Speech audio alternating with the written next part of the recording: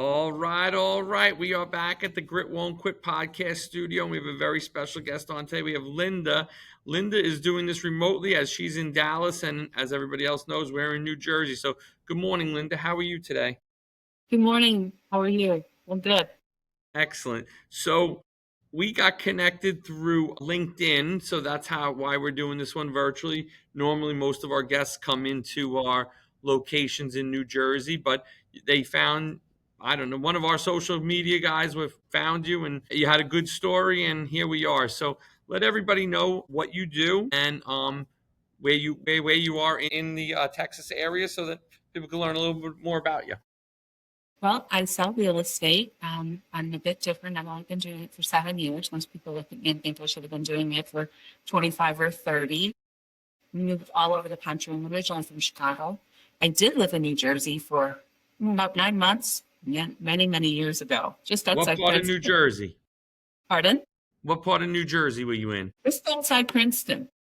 Very nice. My son was about 6 months old, and I used to walk around Princeton and said, one day we're going to be very smart and we're going to go to a school like that. Did he go to school like that?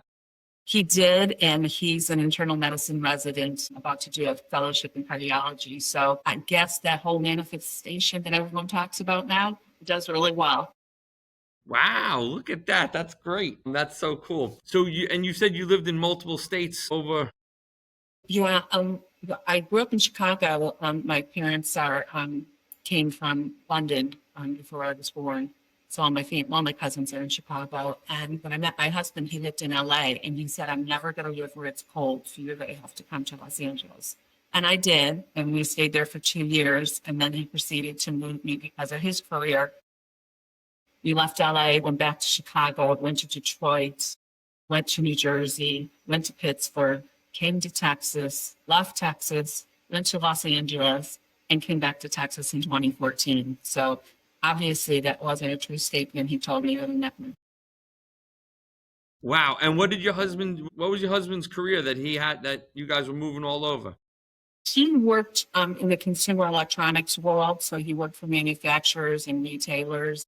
And luckily for me, before we had children, um, I worked through school for the limited stores and then wanted to be a buyer. So I went on to work for stores like Barista, Wilkes-Barre in LA, Hudson's in Detroit. So wherever he moved me, it was very easy for me to get a job, which was great. That's perfect. So now 7 years ago, what got you into real estate? Again, like you said, most people are in real estate for much longer than that. So you're a rookie in the game of real estate. I am. We have moved so many times and we've had wonderful experiences and not so wonderful experiences. And when we came back in 2014, we came back to Dallas because my father had had a stroke in Chicago, and they couldn't live without without us really. So my dad wanted me to come to Chicago, and I said no. And he said, "Well," I said, "Come to LA," and they said no. So I said, "Let's go back to Dallas," because I had friends here. A good friend of mine's a cardiologist, and I knew he could take care of my dad.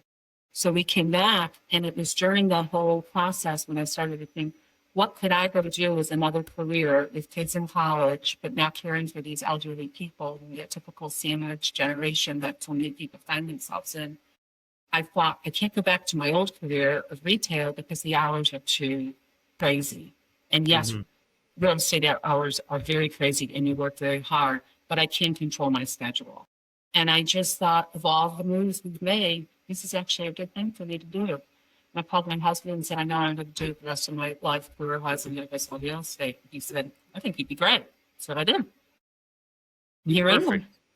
Yeah. So 7 years in, what are some of the great things about it? What are some of the harder things? What is the grit about being in this real estate game 7 years, only 7 years in, and in an area that, wasn't home to you? So it's not like, a lot of realtors, grow up and they start doing real estate and they know all their friends from high school and college, and they have a target market to jump right into. You didn't really have that. I didn't, but we did live here from 1993 until 2007. And I was very involved in the community and my children's schools. I was the PTA president for a while.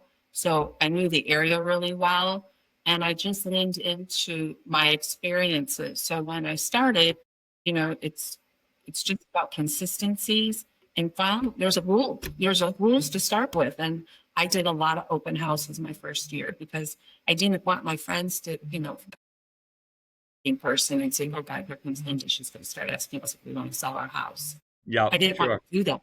I was afraid of that actually. So I started doing open houses.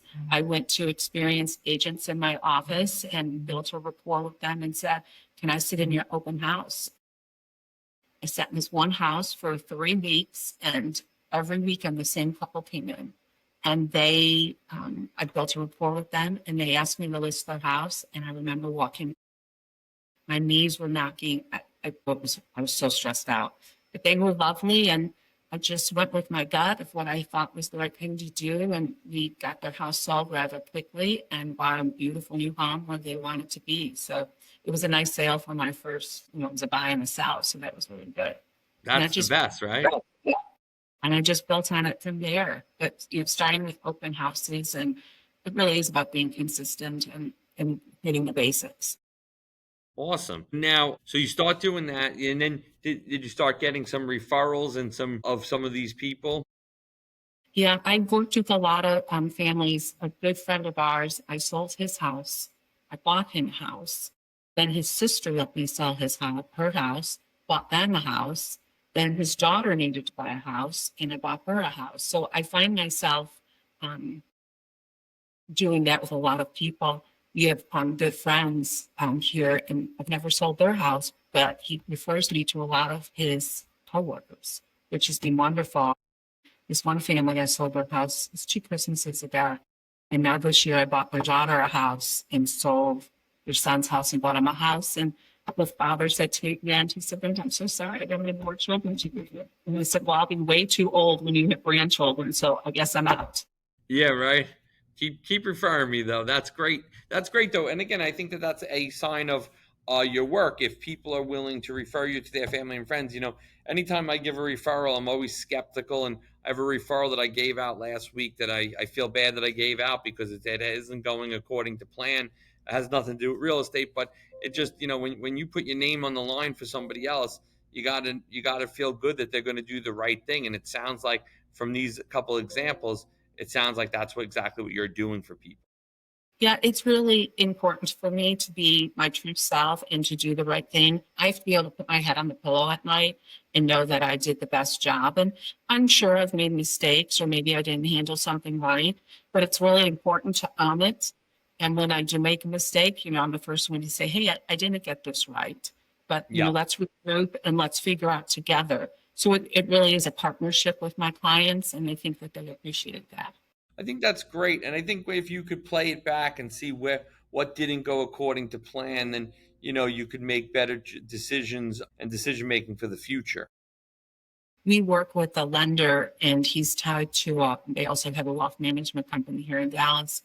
And when she speaks, she does like events and speaks to people about what's going on in the market and the finances. And when she speaks to real estate agents, she talks about you're dealing with one asset of these people, and it's usually their biggest asset. And why don't more clients spend more time researching who they're working with and what they're going to do? Because you do have to know how to negotiate, and you do have to have hard conversations. Right now we're in a market where things aren't selling, so it's really a conversation of getting it priced right and staging it. And those are tough conversations to have with people. And if you're not capable of doing that, then you really shouldn't be in this business, because the wrong real estate agent can cause a lot of headaches for somebody. Yeah, right. And again, I think everybody feels their home, their business, their office is worth more than, you know, it is because it's their home. They put, and, just because you spent X amount of dollars on a kitchen doesn't mean that you're entitled to all that money back. And, I always say at my house with my wife, I always say it's not an investment, it's our home. Like, make it what you want it to be, make it what we want it to be, what's important to us. And the day that it sells, but it's not about um, every dollar of investment put in comes back out. Right. That's so true. And there's market to a buyer's market. Yep. I think that that's going to be tough, and it's almost like it's like everything. For a while we had, there was a shortage. People were overbuying them. During COVID, the world changed. People were moving, because they didn't have to go to the specific jobs at a location anymore. So, again, I think now that that's kind of changed, it's also changed. The market is just at a different places than it was. I think that people have to get a little more realistic a little bit. Where we are in Jersey, we still have a shortage. Where in the area where I am located in Monmouth County, New Jersey, it's like the laws don't, the rules don't apply because there's still a shortage of homes. There's still a lot of people coming in that want to live here from New York, and there's also, they're building a Netflix studio, in the area. So there's like a lot of there's not a lot of homes, and there's a lot of competition still. But in other areas of the country, the tide has changed. Dallas is still expanding. You recently announced that there's going to be the Texas Stock Exchange here, and Oh, wow. now New York Stock Exchange, which has had a presence in Chicago for over 100 years, they've announced that they're coming here. So Awesome. Dallas is really, in on the mark of a lot of people. And then, you have no state income tax. And so we have a lot of Californians, a lot of Chicagoans moving here. But, from COVID, I've met several people in open houses recently that just said they bought wrong. They bought too far out. They thought, oh, I'm so, get a new house with all the bells and whistles. But now I find my life is more inside a different suburb and more driving. A couple of people I've talked to, their company said, oh, you can work anywhere, you can be remote. And now it's one gentleman we talked to last weekend. He's being called back to Oregon, and he said, I'm not coming. I'm going to go look for a new job, even if I have to make less money. I don't live I want to stay in Texas. Yeah. I think that's hard, because again, I think people have made changes in their life, and now, again, the rules at their office change. It's hard because they've made friends. The kids are in school. They like where they are. They don't want to sell now because maybe their interest rate or anything like that. So, I think that that's where it gets a little bit tricky because you don't want to make that change again. And it's hard to move children, back and forth. We did it. When we left Dallas in 2007, people told us that. I said, what do you do with your children? Our son was going into high school and our daughter was going into middle school. It was actually a good experience for them. Yeah. So yeah, and I think that just is going to be the change, and I hope to see that as more employers are moving down there, that it just continues to expand for you guys because it's a booming area. And It's a you little did what's it's a that? little hotter in the summer, Yeah. and I was at a seminar this week, and there was agents from all over the country here. And it's summer, so we don't usually get too like the spring. We usually have worse storms. But I got a text this morning from this girl from the East Coast. She goes, "They canceled because we had thunderstorms last night. My flight got canceled last night. My flight this morning got canceled, and now I'm stuck in Dallas until Saturday. Is anybody still here?" Kind of thing. So we do get big storms because everything's bigger in Texas. They say. There you go. That's crazy that she can't get out of there till Saturday now. There's so much going on with the airlines, so I felt bad for her. It was nice to have a seminar in town where I just drove home last night in a thunderstorm, but it was okay. Of course, I mean, the storms are crazy. So now, how do you, for your buyers, for your business, for your, firm, where do you see the, next year or so going in this world? Um, I think, that it's been, when interest rates went to 8% the other summer, things started to stagnate a little bit. But if you look at the history of real estate, after every little bit of a drought, which we're kind of in right now, there is a recovery. And I don't think that real estate is a bad investment. The American dream is still alive and well, and people, I think it's like 72 or 82, I can't remember my stats right, still want to own a home. So, and again, with the expanse of Dallas and the stuff going on here, and Dallas compared to like where you are, is still relatively a good value. So I do think that the market will continue. I know we have several clients that now will be here in the fall coming from California, Colorado, and Seattle. They're coming to work. So I'm very optimistic about Awesome. well, my husband says, there's people who are optimists and pessimists. I'm so optimistic that the glass is overflowing. Yep, understood. And now, how many more years do you see yourself in this real estate? Interesting. At the seminar I was at, they had you do some visualization. If you talk this morning, and they talked about where would you be in 20 years, and I started thinking, my Lord, I'm going to be pretty old in 20 years. But I'm not someone that can sit still. Um, I love both of my children. Eventually, I hope to have grandchildren. But I kind of see doing this for quite a while. I enjoy it. Enjoy it. Yeah, I really do enjoy it. I've met some wonderful people, and I really think that I've helped them. And a couple of our clients have become dear friends. We have a couple that moved here, the British. They moved here from Singapore at the time. They come to our Thanksgiving dinners.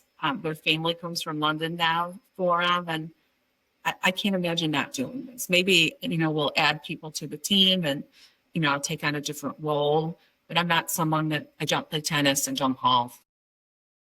So That's I, great. So that's going to keep you going. I think that that's fantastic. That and again, I think real estate gives you that flexibility where if you could do it, you don't have to do it.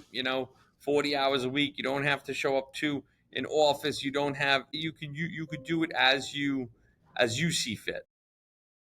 there was two women that they brought up on stage at the event, and I thought, oh wow, they're probably a lot older than me. And it turned out one of them was 87. The other one was 78. They've been friends for 30 years. They've coached with the same coaches, the whole time. Their grandchildren are now in the business with them. It's a whole family business. And they were young and dressed well and vibrant looking. And I thought, oh, there's hope for me. It's nice to That's see funny. that it was. But I think that that's fantastic. I think that gives you a lot of upside to, doing what you will and, making it so that you can kind of control the hours, control the time, and do what's best for you and the family. Yeah, yeah, I think so too. That's great. Any last minute thoughts that you want to share on this that, for the listeners of something that, is interesting that happened as this career has unfolded? Well, again, I think I just go back to the relationships and that when you're looking for a realtor, you really have to trust your instincts and you Hmm. want someone that you eventually is almost like a friend to a point. Not because working with friends or relatives can be dangerous, but you want someone that you can trust and feel good about. And I think that lots of people overthink it and they need to trust their instincts a little more. Awesome. All right. Now, as we wrap up, let people know where they can find you online on social media so that anybody that's interested in hearing more or connecting with you or has an interest in Texas can reach out to you. Well, the phone always works really well. My number is 972-469-0332. We have a website, balerealestategroup.com. And we also have an Instagram, Bale Real Estate Group, or Linda Bale Realtor as well. That they can find us. Sounds great. Well, thank you again, Linda, for coming on today. And I'm glad that we had the opportunity to chat. And I wish you nothing but the best as you continue on in your business. Thank you so much. I appreciate the time. Have a good day. Happy Have a Labor Day. great day.